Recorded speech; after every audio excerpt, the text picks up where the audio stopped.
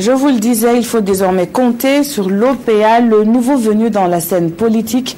Le parti dénommé Organisation des peuples africains se réclame d'opposition.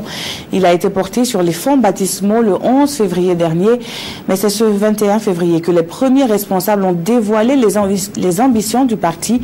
C'était au cours d'une conférence de presse dont voici le compte rendu avec Amado Ilboudo et Kadissa Nogo. L'Organisation des peuples africains, OPA, est le tout nouveau parti politique qui vient de voir le jour dans notre pays. Ce parti panafricaniste et révolutionnaire est dirigé par Maître Ambroise Farama, ancien militant de l'UNIR-PS. Cette première rencontre avec la presse avait pour objectif de dévoiler aux hommes des médias les ambitions de ce parti de l'opposition. C'est bel et bien de la révolution dont le Burkina Faso et l'Afrique ont besoin pour abolir le néocolonialisme. Telle est donc notre option idéologique. Et laissez-nous crier au monde. L'Afrique aux Africains, le marché africain aux Africains, les richesses africaines aux Africains.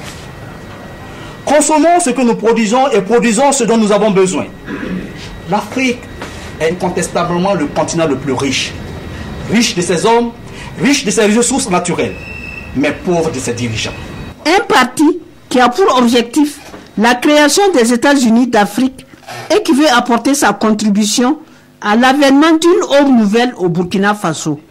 L'Organisation des peuples africains, parti de l'avant-garde panafricaniste, propose justement un projet révolutionnaire fondé sur le néo-panafricanisme, avec pour objectif la création des États-Unis d'Afrique, dont le Burkina ne sera que l'un des États fédérés.